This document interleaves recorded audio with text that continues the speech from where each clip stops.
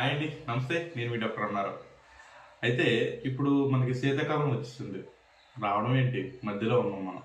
Already నెల రోజుల నుంచి విపరీతమైన చలి స్టార్ట్ అయ్యింది. అందులో భాగంగా మన ఇక్కడ అరకు అరకు పాడేరు పరిసర ప్రాంతాల్లో మన మన్యం జిల్లా, అలాగే విశాఖపట్నం జిల్లా, అనకాపల్లి జిల్లా, శ్రీకాకుళం జిల్లా, అంటే మనది ఎక్కువగా అడవి ప్రాంతాలు కలిగిన ప్రదేశం కాబట్టి ఎక్కువగా చలికు తీవ్రత చాలా ఎక్కువగా ఉంది ఈ సంవత్సరం. గతంతో పోల్చుకున్నట్టయితే ఈ సంవత్సరం చాలా ఎక్కువగా చలి తీవ్రత అనేది పెరుగుతుంది. కాబట్టి దీనికోసం మనం ప్రతి ఒక్కరూ కూడా, మనందరికీ తెలిసిందే, ఇప్పటి నుంచి పూర్వం నుంచి కూడా మన పెద్దవాళ్ళు చెప్తూ ఉంటారు, కాళ్ళకి చేతులకి కొబ్బరి నూనె ఎక్కువగా వాడండి, లేదంటే ఆయిల్స్ ఏదైనా మనం వాడడం కానీ, మాయిశ్చరైజింగ్ క్రీమ్స్ వాడడం కానీ చేస్తూ ఉంటాం. అయితే మనం ఎంత ఎక్స్టర్నల్గా మనం ఎంత మాయిశ్చరైజింగ్ క్రీమ్లు కానీ, లోషన్లు కానీ, ఆయిల్స్ కానీ మనం ఎంతగా అప్లై చేస్తే సరే లోపల నుంచి కూడా మనం హైడ్రేటెడ్గా ఉండడం చాలా అవసరం.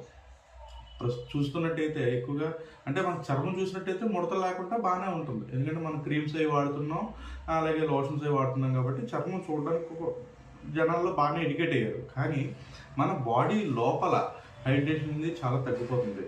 కాబట్టి బాడీ ఎప్పుడు హైడ్రేటెడ్గా ఉండాలంటే ప్రతి ఒక్కరు కూడా చక్కని ఆహారపు అలవాట్లు అనేవి చాలా అవసరం. అలాగే మనం నీళ్లు కూడా సరిగా తాగట్లేదు ఈ చలికాలంలో. ఎందుకంటే వాతావరణం చల్లగా ఉంటుంది, వాటర్ తాగం. ఒకవేళ తాగినట్టయితే అస్సలు యూరిన్కి వెళ్ళాల్సి వస్తుందని చెప్పేసి, యూరిన్ ప్రాబ్లం ఎక్కువ అవుతుందని చెప్పి చాలామంది నీళ్లు తాగడం కూడా మానేస్తున్నారు. పిల్లలు ముఖ్యంగా మనం చూసినట్టయితే స్కూల్కి పట్టుకెళ్ళిన వాటర్ బాటిల్ తిరిగి మళ్ళీ యాజ్ ఇట్ ఈస్గా వాటర్ బాటిల్ పట్టుకొచ్చేస్తున్నారు.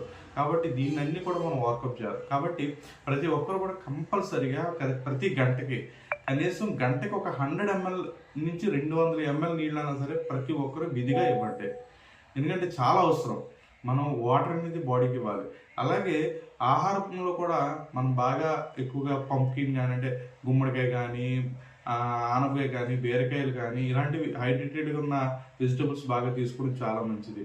అలాగే డ్రై ఫ్రూట్స్ చూసినట్టయితే వాల్నట్స్ లాంటివి కూడా మనకు చాలా బాగా పనిచేస్తుంది. అంటే బ్రెయిన్ అనేది యాక్టివేట్ చేస్తూ ఉంటాయి. అంటే చలికాలంలో మనం ముద్దుగా బద్ధకంగా ఉండిపోతూ ఉంటాం. కాబట్టి వాల్నట్స్ లాంటివి డ్రై ఫ్రూట్స్ కూడా మనం ఇచ్చినట్టయితే బ్రెయిన్ యాక్టివేట్ అవుతుంది. అలాగే ఎక్కువగా వాటర్ తాగడానికి ఇబ్బందిగా ఉన్న కొద్దిగా గోరువెచ్చని నీళ్ళు కానీ, లేదంటే బ్లాక్ కాఫీ కానీ అలవాటు చేసుకుంటే చాలా చాలా ఉపయోగపడుతుంది. దెన్ ఇంకొకటి ఏంటంటే వాటర్ బాగా ఎక్కువగా ఉన్న జ్యూసెస్లో, అంటే పొమగ్రానేట్ కానీ ఇలాంటి జ్యూసెస్ కూడా మనం తాగడానికి ప్రయత్నం చేయాలి. అలాగే క్యారెట్, బీట్రూట్ లాంటివి కూడా బాగా తీసుకోండి. ఎందుకంటే విటమిన్స్, మినరల్స్ లోపం అనేది బాగా కనబడుతుంది. కాబట్టి ఇవన్నీ మంచి ఆహారపు అలవాట్లు, జీవన విధానాలు కూడా మీరు అలవర్చుకొని ఆరోగ్యంగా ఉంటారని ఆశిస్తూ మీ డాక్టర్ అన్నారు. Thank you.